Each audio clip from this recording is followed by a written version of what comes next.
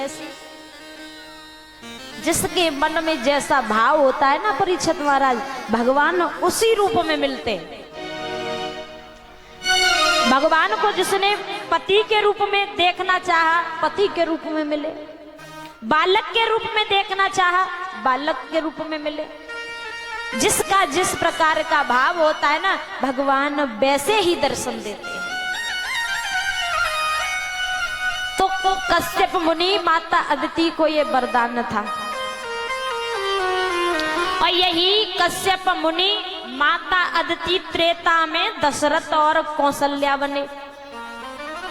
कि कश्यप मुनि अदित पितु माता दशरथ कौशल्या विख्याता, एक कल्प यह विधि अवतारा, जगत पवित्र कियो संसारा। यही कश्यप मुनि और माता अदिति राजा दशरथ और कौशल्या बने। और दूसरा कारण क्या था? परीक्षित महाराज जी, जब देवर्षि नारद ने कामदेव पर विजय प्राप्त कर ली तो नारद जी को अहंकार हो गया। और जब नारद जी को अहंकार हो गया तो नारद जी भोले बाबा के पास में पहुंचे और भोले बाबा को जला करके कहने लगे कि महादेव जी, काम पर विजय तो तुम भी प्राप्त नहीं कर पाए, जो काम किसी ने नहीं कर पाया वो काम मैंने करके दिखा दिया। तो भोले बाबा ने कहा, नारद जी ये बात हमते कही कोई बात ना, हमने बर्दाश्त कर ली, पर लेकिन ये बात तुम श्री हरि विष्णु भगवान के सामने मत कह देना कि बार बार बिनहु मुन तो ही जिम यह कथा सुना बहु मोई।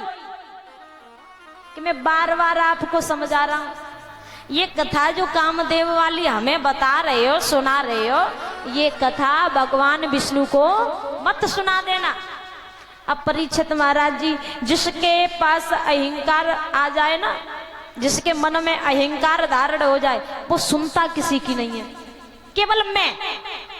उसके अंदर क्या होता है? मैं, अहंकार। अब नारद जी कहां सुनने वाले थे?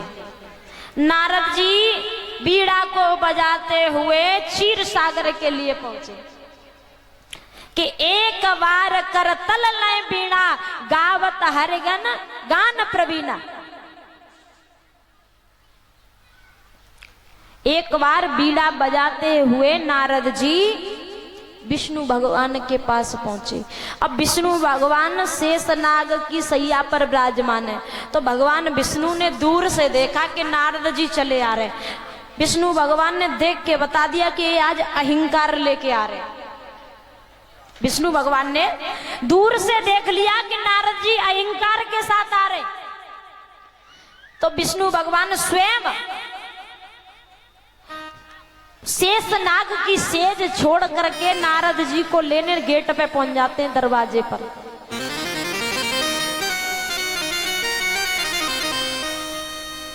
अब नारद जी को बिठा लिया विष्णु भगवान ने।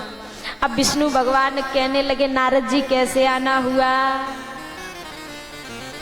अब नारद जी के मन में तो वही बात चल रही थी कामदेव वाली। नारद जी कहने लगे, प्रभु एक बात बताओ, जो काम कौने नहीं कर पा वो हमने कर लो। हमने कामदेव पर विजय प्राप्त कर लिया। और जब भगवान ने सुना तो भगवान को हंसी आ गई। भगवान ने हंस करके कहा, नारद जी, जिसके अंदर वैराग्य की भावना होती है उसे भला कामदेव कहां सता सकते? तुम तो वैरागी हो। अब तो साक्षात भगवान ने प्रशंसा कर दी। अब नारद जी को और भी ज्यादा अहंकार हो गया। तो नारद जी को राजा दक्ष का श्राप लगा हुआ था कि ज्यादा देर कहीं पर रुक नहीं सकते, भ्रमण करते रहते, चलते रहते। तो नारद जी चले।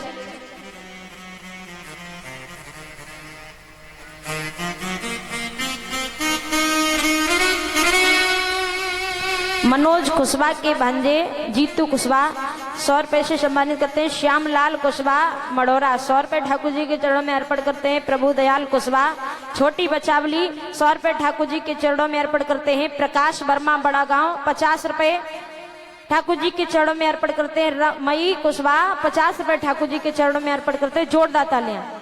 हम भगवान से प्रार्थना करेंगे सदा सुखी रहें। अब नारद जी चले परीक्षित महाराज, तो भगवान विष्णु ने एक माया को जाल रचायो कि बसहे नगर सुंदर नर नारी। तुलसीदास जी ने लिखा है कि बसहे नगर सुंदर नर नारी। एक सुंदर नगर का निर्माण किया और सुंदर ही नर है, सुंदर ही नारी, यानी सुंदर ही पुरुष हैं और सुंदर ही नारी है। मानो कि कामदेव और माता रति अवतार लेकर के आए, तो उसके राजा हुए शीलनिधि। राजा का नाम हुआ शीलनिधि। अब देवर्षि नारद वहां से होके गुजरे तो नारद जी ने देखा कि बड़ा ही सुंदर नगर है, बड़े ही सुंदर नर नारी है और बड़ी अच्छी सजावट है।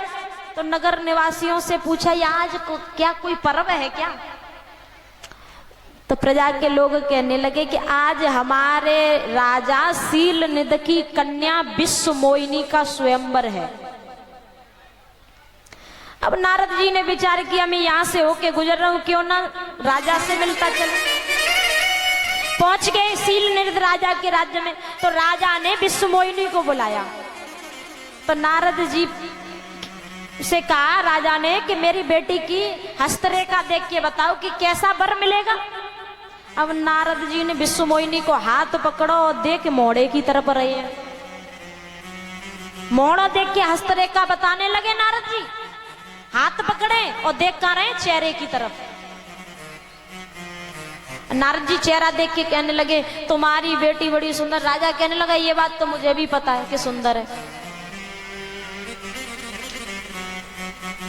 नारद जी कहने लगे तुम्हारी बेटी का जिसके साथ विवाह होगा ना, उसे संसार में कोई हराने वाला नहीं है।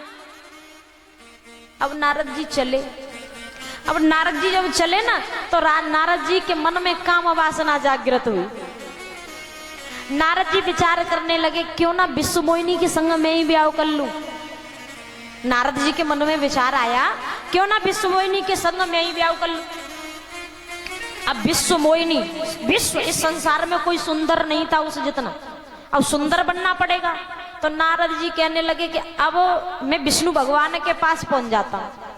तो पुनः विष्णु भगवान के पास पहुंचे और विष्णु भगवान से कहने लगे प्रभु तुमसे ज्यादा हमें कोई ना चाहता है, तुम ही हमारे सबसे बड़े हिती हो। आज मैं तुमसे कुछ मांगना चाहता हूं। विष्णु भगवान बोले मांग लो, क्या चाहिए? नारद जी कहने लगे प्रभु आप मुझे सुंदर बना दो, खूबसूरत बना दो, यानी कि हर सन मांगू सुंदरताई,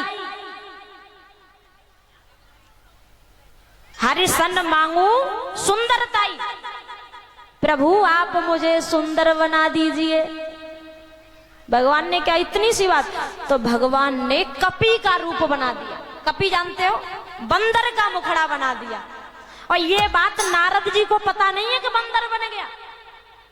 और नारद जी चले, अब पहले नंबर की कुर्सी पे बैठ गए। कहूं विश्वमोहिनी पहले वारे के माला ना डाल दे, मैं रह जाऊं कुआरा।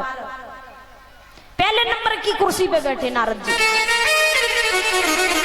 अब जैसे ही विश्वमोहिनी माला लेके आई परीक्षित महाराज, और जैसे ही बंदर को देखा तो विश्वमोहिनी ने माला को फेंक दिया और पीछे जाके गिरा। अब ये शंकर जी के दो गढ़ बैठे हुए थे, वे हंस रहे थे। तो नारद जी ने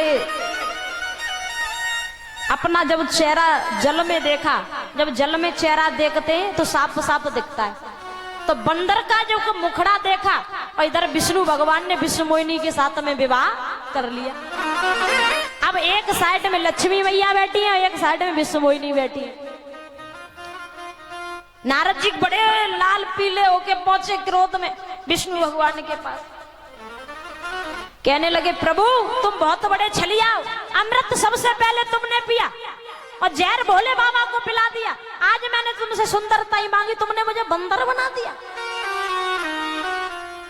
तुम हम सभी देवताओं से जलते हो, तुम किसी की खुशी देख नहीं सकते।